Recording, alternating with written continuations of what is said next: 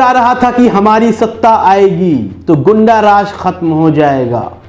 पुरानी सत्ता में गुंडा राज पल रहा था, पनप रहा था। बुलडोजर वाली सरकार है, बाहुबलियों की कोई जगह नहीं होगी, यही दावे किए गए थे। शायद जनता इन दावों में मुग्ध हो चुकी थी, भारी मात्रा में वोट भी दिया, एक संपूर्ण बहुमत की सरकार भी आई, लेकिन क्या वह अपने इन दावों और वादों पर खरी उतर पाई, यह देखना होगा।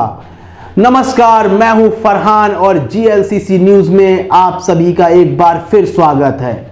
जी हां, मैं बात कर रहा हूं भारतीय जनता पार्टी के गृह राज्य मंत्री अजय मिश्रा टेनी की।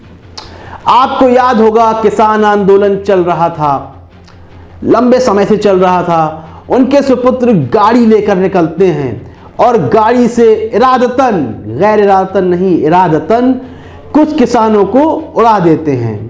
किस लिए? क्योंकि उनके पिता गृह राज्य मंत्री हैं और उनकी पार्टी के खिलाफ कोई आंदोलन करे, यह कैसे बर्दाश्त होगा। यह अहंकार है सत्ताधारी दल का, उनके जो पुत्र होते हैं उनका। कुछ समय पहले आपको याद होगा एक और भारतीय जनता पार्टी के नेता हैं, उनके पुत्र भी बल्लेबाजी करते हुए नजर आ रहे थे। एक क्रिकेट बैट से एक सरकारी अधिकारी को लगातार पीट रहे थे। ऐसी कई घटनाएं सामने आई हैं। बात कही जा रही थी गुंडा राज की, गुंडा राज खत्म कर देंगे, बुलडोजर वाली सरकार है, हम बुलडोजर चला देंगे। लेकिन जब अपने ही नेता इस कार्य को करते नजर आते हैं तो सरकार चुप्पी साध लेती है। इस मौजूदा सरकार में ऐसे बहुत से कर्मकांड हुए हैं जिनको लगातार दिखाया जा रहा था, बताया जा रहा था, लेकिन सचेत कोई नहीं हो रहा। क्यों? क्योंकि धार्मिक राजनीति चल रही है, धर्म के नाम पर वोट दिया जा रहा है। जब यह सरकार आती है तो लिंचिंग की घटनाओं में लगातार इजाफा होने लगता है। और ऐसा ही नहीं कि केवल मुस्लिम वर्ग इससे प्रभावित था, बिल्कुल नहीं। आपको याद होगी बुलंदशहर की वह घटना जिसमें इंस्पेक्टर सुबोध कुमार की निर्मम हत्या कर दी जाती है। वह तो मुसलमान नहीं थे। यहां मतलब हिंदू मुसलमान का बिल्कुल नहीं है। हिंदू मुसलमान के नाम पर तो सिर्फ वोट लिया जाएगा, लेकिन सत्ता आने के बाद जो भी इस सरकार के रास्ते में आएगा उससे सवाल करेगा, या तो वह आतंकवादी कहलाएगा या खालिस्तानी कहलाएगा या फिर उसे पाकिस्तान भेज दिया जाएगा। उदाहरण के तौर पर आप राकेश टिकैत को ही ले लीजिए, वो भाजपा के कट्टर समर्थक रहे हैं। आप लगातार अपनी इंटरव्यूज में कहते रहे कि हाँ, मैंने भारतीय जनता पार्टी को वोट किया है, लेकिन जैसे ही वह सरकार की नीतियों के खिलाफ जाते हैं तो क्या होता है, उन्हें भी आतंकवादी कहा जाने लगता है। भारतीय जनता पार्टी के गुंडे उनकी रैलियों में जाते हैं, जहां धरना प्रदर्शन हो रहा था वहां जाते हैं और लगातार किसानों को परेशान किया जाता है। और अजय मिश्रा टेनी के पुत्र जब इस वारदात को अंजाम देते हैं तो लोग कहते हैं कि उनका ड्राइवर गाड़ी चला रहा था, उन्होंने ऐसा नहीं किया, धोखे से हुआ है। लेकिन जब जांच की कमेटी बैठती है तो उन्हें दोषी पाया जाता है।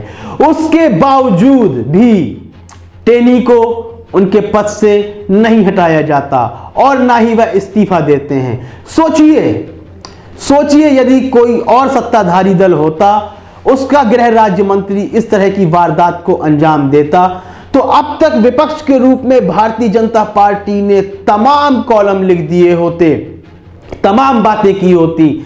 लेकिन जब अपनी ही पार्टी का कोई व्यक्ति ऐसा करता हुआ पाया जाता है तब किसी भी प्रकार का एक्शन नहीं लिया जाता। लेकिन शायद उत्तर प्रदेश के चुनावों के मद्देनजर भारतीय जनता पार्टी ने अब एक्शन लेने की तैयारी कर दी है। स्टार प्रचारकों की एक लिस्ट जारी की गई जिसमें अजय मिश्रा टेनी का नाम बिल्कुल साफ है, वह स्टार प्रचारकों की लिस्ट में नहीं है। क्या अजय मिश्रा टेनी को यह सजा दी गई है? यदि सजा के रूप में उन्हें स्टार प्रचारक की भूमिका से दूर कर दिया गया है तो क्या यह काफी है? बिल्कुल नहीं। इससे पहले आपको याद होगा कुलदीप सेंगर के मामले में भी हजारों समर्थक बाहर निकल आए थे कि हमारे विधायक को बाहर ना किया जाए, उन्हें दल से बाहर ना निकाला जाए, उनकी गिरफ्तारी नहीं होनी चाहिए, वह निर्दोष हैं। इस तरह की बातें लगातार सामने आ रही थी। लेकिन अजय मिश्रा टेनी को केवल स्टार प्रचारक की भूमिका से दूर कर देना क्या काफी है? मेरा मानना है बिल्कुल नहीं। आपको क्या लगता है? मुझे तो ऐसा लगता है कि अजय मिश्रा टेनी को उनके पद से हटाया जाना चाहिए। इतना ही नहीं, उन्हें पार्टी से भी बर्खास्त कर देना चाहिए, बाहर का रास्ता दिखा देना चाहिए। आप अपनी राय हमें कमेंट सेक्शन में दें। क्या अजय मिश्रा टेनी को केवल स्टार प्रचारक की भूमिका से दूर करना ही उनके लिए एकमात्र सजा है?